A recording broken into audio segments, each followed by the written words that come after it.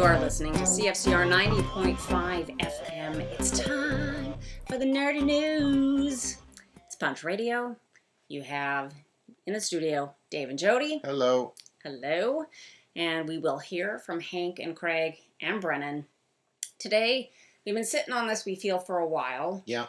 But we wanted to give people time to see it so that, not so fresh and no risk of spoilers. We'll try to keep the big stuff under wraps. Yeah, we're not going to spoil anything. We're mostly going to talk about how much we love this thing. Yeah, so this is the long-awaited release of the Venture Brothers movie, Radiant is the Blood of the Baboon Heart. Yeah, and it's very good. We've watched it several times. We enjoyed it. We got a lot of laughs out of it. But there's also some melancholy feeling in watching something that you know is going to be the last installment in something that you really love. Whether it's the final episode of a comic or a final book in a series or a final film in a chain. We don't know what its creators will move on to. Hopefully this is just a bridge to something else. And we'll get to see Doc Hammer and... Jackson Public make more stuff. Yeah, that maybe they'll move on to something that we will love just as much. The fans are rallying. They're putting pressure on the production companies for, make more. But it has put us in a mind state where we're thinking back on over a decade of adventure. It's so good. And we probably will go back and do a full rewatch, like I think maybe Craig was planning on doing before he watched this one. He's got a good review of it on the Feedback Society if you want to check that out as well. Yeah. Oh, no, he's not using Feedback Society anymore. It's still up and it's still there. You can still link to the new CraigSilphant.com. I looked at it today. Yeah, I'm just telling them. Okay. All right. So, Venture Brothers. Love this cartoon. Been a huge fan since the get-go. And when trying to make a top 10, I was like, how do you even scale that mountain? I could probably make a top 10 episodes, but I wouldn't be able to rank them 1 to 10.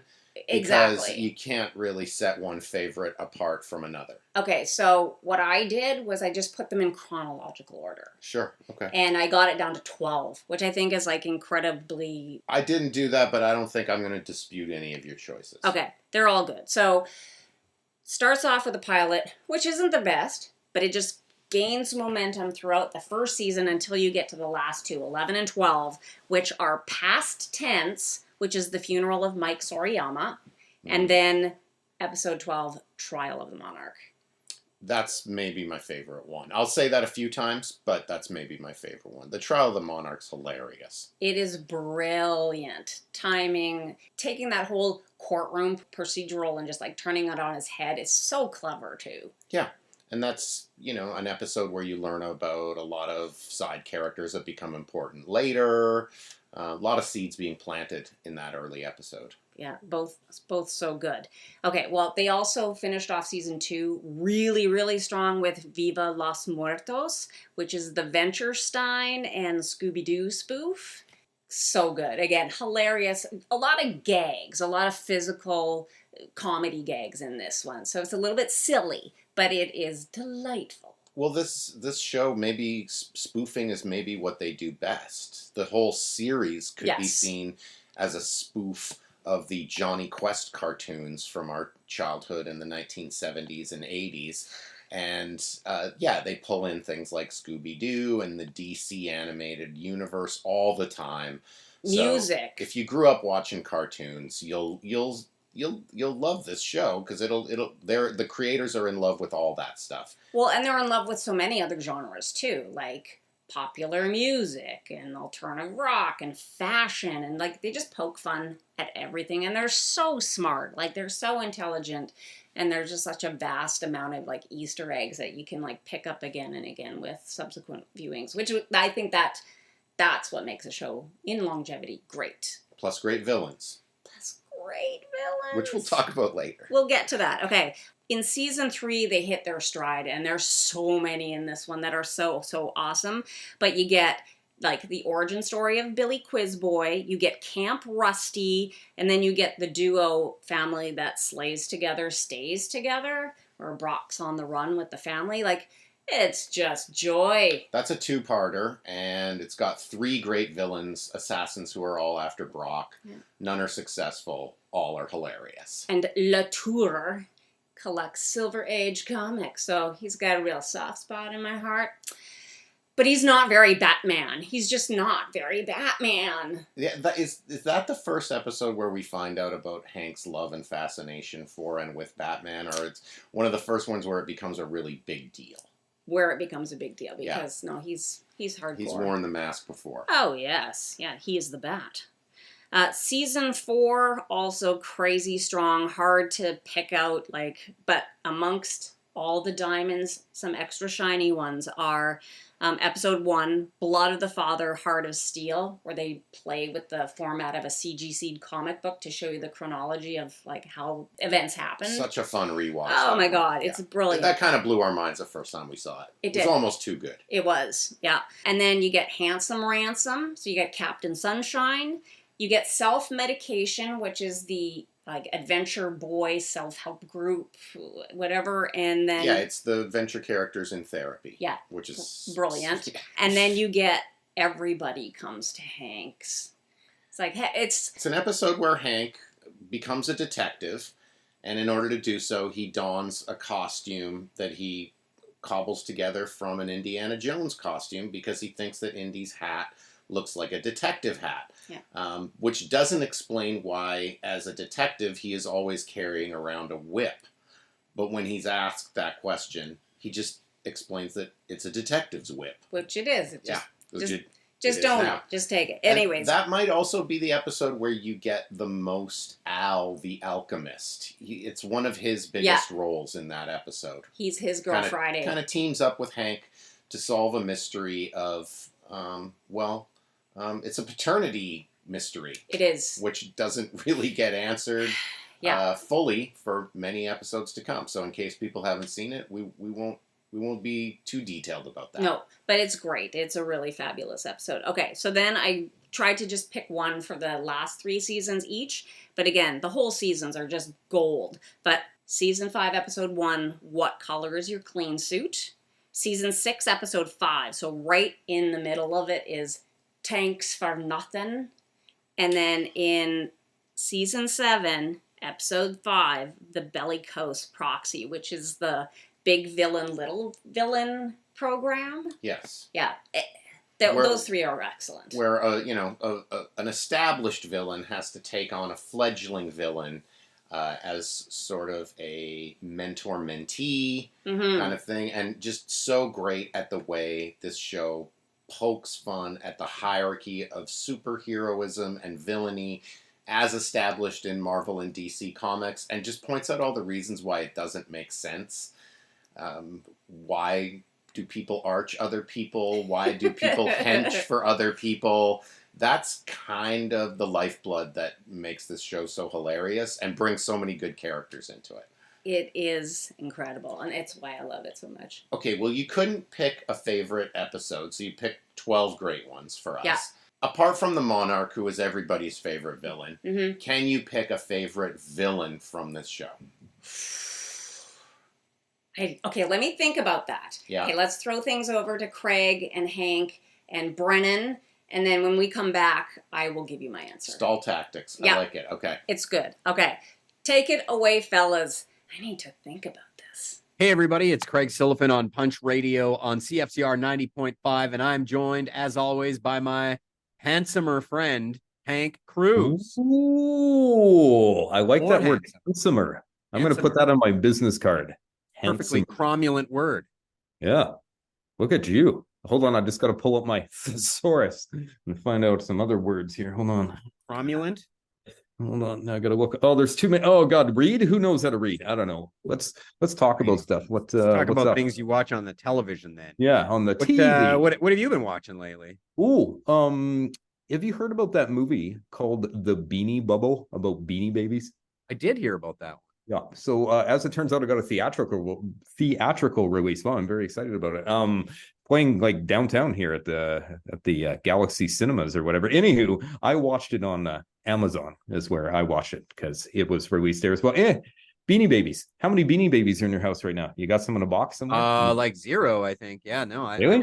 I never had any. I don't even know if my sister had any. The kids and I, wow. Well, I can see we got several Beanie Babies in our house. That's but Ty Warner, played by Zach Galifianakis, was a frustrated toy salesman until he collaborated with 3 women through various stages of the development of the Beanie Babies to have billions of dollars in toys, and then the rise and fall of Ty as a company and Ty Warner as a person. Number one, Zach Galifianakis does not have a beard.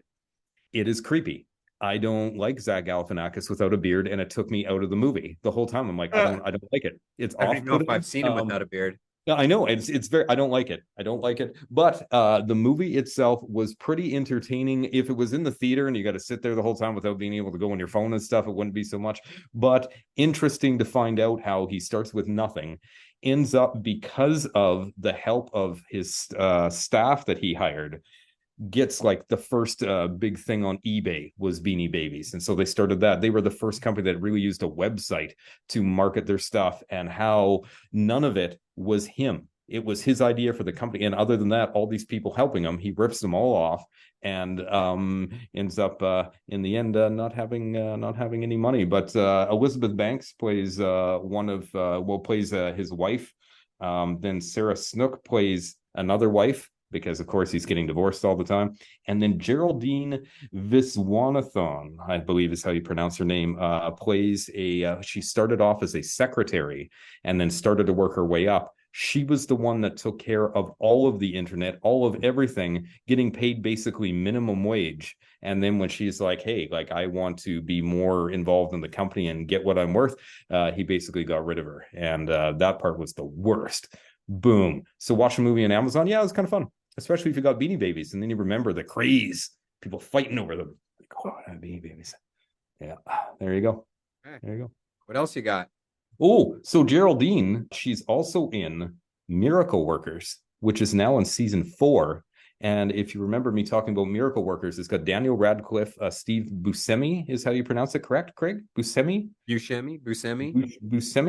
And it's an anthology series. So it started off, the first one was Steve Buscemi played God, and they were in heaven. They did this whole thing. Then they went to the Middle Ages. Then they went to the Old West, the Oregon Trail last time. And now it's end times, like Mad Max Fury Road. A bunch of episodes are out right now. It is hilarious and it's awesome. I hope they keep making them. And then last, Special Ops Lioness, a new Taylor Sheridan show on Paramount Plus, of course, because Paramount Plus is all Taylor Sheridan. Yeah. Why don't they just call it Taylor Sheridan Network now? Right? Like that's all it is. It is very I would say it is like a very violent show, but it's Joe, played by our good friend Zoe Saldana, attempts to balance her personal and professional life as the tip of the spear in CIA's war on terror. So she's working for SOCOM and the CIA over in places like Afghanistan and Syria and things like that. And violent and things are, it's a little bit of political intrigue is going to come in there as well. I will caution you, though, that Nicole Kidman is in the title. I've yet to see her, but she's in the title. So if you're not a fan of Nicole Kidman, she's in it. So be careful. She may pop up anytime. So I haven't seen this yet, but I was listening to somebody talk about it. It might have been Chris Ryan on the Ringer podcast network there. And he was saying it's almost like Taylor Sheridan made his own like military recruiting show. Yeah. And I've also heard that like they were saying it was good, but like one of the guys was like, I turned it off after like one episode or halfway through the second episode or something, just because of some of the violence. Like, it's pretty brutal. And I know, like, I read something about it that I haven't seen yet that's going to happen. But even like the main character, other than Zoe's character, she gets into the Marines because of the abuse that she has suffered from her boyfriend. And so the one scene, I think it might have even been part in the trailer, she tries to escape the abusive relationship. He comes at her. She smacks him over the head a couple times with like a frying pan or something. He's chasing her down the street. She's trying to get into businesses for help, and he's going to kill her. And she manages to go into the only open door, which happens to be a Marine recruiting center. And she gets in there, and then he comes in. And of course, there is a Marine standing there. Right. And, And that's how she ends up getting into the Marines and becoming one of the top cadets that they've had in the last 10 years or something. And yeah, it's pretty, but even just that scene was like, oh my God. And then you see later, like the abuse that's been afflicted, like with the like marks all over her back and cigarette burns in her arms and thing. It's like, it's violent, but so far action packed and a little bit. I want to see where it goes. I want to see what they're doing. So I know when I want to see a story about a abused woman of color, it's got to be an old white man like Taylor Sheridan that should write it. Well, yeah, and then it's in the military, but they made a point in the first episode here where she is outshining all of the men, and that's why she's being selected for the special CIA thing, because she's like the best, better than all the rest. Yeah, I'll check it out. Okay, what do you got? What's up? Yeah, I've been watching a few things. So we may have talked about this already, but I finally got a chance to finish season 2 of The Bear. The best show on TV. Yes. Well, I don't know if I'd go that far, but I do really like it. You watch your filthy mouth. Best show on TV right now. Hey, it's good. I don't mean to imply otherwise. I almost was like not into it in the first couple of episodes. Like what it does really well is I think it captures that like restaurant world and like the intensity of it. And like, I mean, I worked in restaurants growing up and, you know, it can be quite intense and they make it very anxious feeling even like, but what I did like about this season is I think it picked up eventually for me and then I was really enjoying it. But they had a good goal in mind this season instead of just sort of meandering through like they did in the first season. Well, I guess in the first season, he takes over his brother's old restaurant after his brother commits suicide. And so I don't mean to say like that they meander through it, but like it's just that's kind of the focus of it. And in the second season, he's like rebooting the whole restaurant. And so they got the money. They're trying to open by a certain date and trying to make that all happen. And then he's getting distracted and stuff. So I thought it was pretty good. I love the cast of it. I think he's great. There's lots of the actors in it are great. My only real criticism of it is that like sometimes it can feel a little too like on the nose or over sentimental, which I don't know, to me just doesn't jive well with the sort of realism of some of the other pieces of it. But it's quite good. It's, you know, it is one of the best shows on TV this year for sure. What did you think of the Christmas episode? So they had an episode in the show where they go back in time to when his brother's still alive and their family is insane.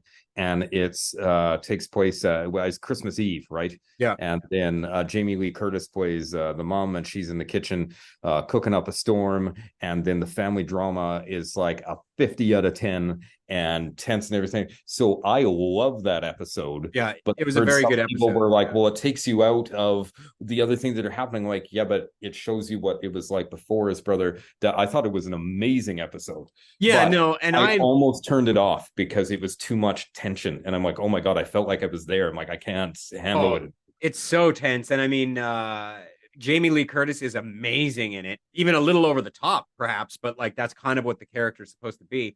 And then John Bernthal is again just super amazing in that. I don't mind when shows take those little diversions sometimes to like fill you really in, because I mean, this is the first time we've really seen that much backstory, even though the ghost of his brother like hangs over the restaurant since the first episode, right? So like, and I think it really solidifies a lot of their relationships, like Oliver Platt and what's his name, Moss, the like cousin or whatever. Yeah. Well, he's not their cousin, but they call each other cousin. Yeah, cousin. So yeah, I mean, overall, really great season, and I hope they are able to do more. So, you know what? I was going to talk about a couple more things, but we are out of time for you and I, so we got to throw back to Jody here, and we'll get to those things next week. Sweet. Hello, Punch listeners. It's Brendan here, once again, as though you were surprised it would be me. Because I'm here every week to give you suggestions, pontifications, motivations, and concepts to help improve your weekly life. As I established last episode, because I only get to talk to you once a week. That last episode, we are focusing on music documentaries and rock and roll documentaries. And I'm going to piggyback on that a little bit, but I'm going to expand our horizons, talk about some different genres, and just things that I really like that deal with music in comics and movies and other documentaries. Now, instead of diving in with one idea or topic for 5 minutes. This is going to be more of a roll call where I just mention a few things really quick, give you a quick synopsis, and tell you why you should check them out. All right, first, let's talk about some music-related comics. The first one, The Last Band on Earth, the wonderful series written and illustrated by Elaine Will, Saskatoon's own Elaine Will. It has won awards. It's a fan favorite. Go get it because it's selling out. Make sure you don't miss The Last Band on Earth. Talking about local arts and comics, the Ultimate Power Duo presents The Adventures of Space Joe Ad Astra. Now, The Riz is a good friend of mine. This is a 20-track concept record that comes with a graphic novel. Each song has its own 2 to 5 page story that goes along with it, including art by Elaine Will, Donnie Sparrow, and Riley Rossimo, who went on to work on Batman and Harley Quinn, a bunch of DC titles. So if you are a completist of those Saskatoon artists, make sure you track down Ultimate Power Duo presents The Adventures of Space Joe Ad Astra. And then Rock and Roll Comics. Now, listeners, I hope you remember these. In the 90s, late 80s, from what I recall, there was a series of the unauthorized biographies of rock bands. I know for a fact I bought the Aerosmith issue because I loved Aerosmith. There was AC/DC, I'm sure there's a Motley Crue one, Judas Priest, all these unauthorized biographies about bands, and they were great. It's something I kind of wish people would bring back. Now, because it was unauthorized, maybe that's how they got away with it without being sued. With the internet and things now, I'm not sure if you can get away with it, but if you can, find those rock and roll biography comics. If you do, or maybe it's collected, I don't know. Listeners, you have homework. Go find these comics and let me know how to get them, because I'd love to get my hands on more of them. The art was okay, the writing wasn't that great, but that wasn't the point. I loved them as a young musician learning about my bands. Speaking of music and comics, there are comics that will make a playlist, or like a soundtrack that goes along with the actual comic. DC Comics did one of Black Canary, Infinite, I believe it was called, that have songs that go along with the story. It's great. If you want to watch more movies, The Who, Sensation, The Story of Tommy. Fascinating look at the career of The Who. It even says made with the total cooperation of the band. So lots of interviews with Pete Townsend and Roger Daltrey. John Entwistle is there as well, and talks about The Who would have broken up if Tommy hadn't taken off the way it did. It talks about their career, how they got to that point, what a staple in rock they were. Super fascinating if you're into rock history and The Who. Amy, I know the Amy Winehouse documentary has been out for a while, but every time I watch it, it still breaks my heart. Live footage and talks about her life and her rise and then her eventual death. And it's just heartbreaking. You haven't seen it, make sure that you check that one out. Frank Zappa and the Mothers, Roxy the movie. If you want to check out Frank Zappa sort of at his peak with a live audience playing with one of the best bands you'll ever hear, check that one out. One more really quick, Hired Gun, which talks about the musicians that, the first call A-list musicians, who are the ones that have been behind the leads, making them famous, and how this small group of musicians have played on so many records that you love and probably don't know who they are. Are there more? Of course there's more, but that's a small list just to get you started. So there you go. Enjoy some music, enjoy some comics, enjoy the things that you love. And this is Brennan saying, I'll talk to you soon, Saskatoon. We are back, so thank you guys. Okay, I've had some time. I think I have an answer, and it also explains the complexity of Venture Brothers at the same time. Favorite Venture villain? I think it's Dr. Z. Oh yeah, good pick. Because Dr. Z was a villain, and then he's sort of a friend, and then he's sort of like an authority figure. Like, he's got a really complicated relationship to being a villain. His story shows how the antagonists on this show, and in every superhero show, they need their villains. They do. Without them, they're lost. They have nothing. Sort of like how the story of the Monarch shows that the villains need their arch enemies. They like, do. Without Dr. Venture as his enemy and his arch, he is nothing. Which has come up on the show many times. Yeah, they keep thwarting him, and that's part of the plot of the new movie, Radiant is the Blood of the Baboon Heart, is that you get a lot of Monarch, and he's just like, they won't let me do my arching. They will not let me get Dr. Venture till this matter is decided and it kills him. I'm going to go a little more obscure for my favorite Venture villain, Okay. and I'm going to pick White Noise, simply because the concept of a former TV repairman who is turned into a three-dimensional figure made up entirely of static, but is also a white supremacist. Makes no sense. It beautiful. goes with the name, It White does. Noise, which shows that this is how they make their villains on this show, is they think of a really Beautiful. funny name, It is beautiful. and then they think of a story and an image to go along with it. And I mean, I think he's introduced in one episode and then is maybe killed a couple episodes later in a very unceremonious way.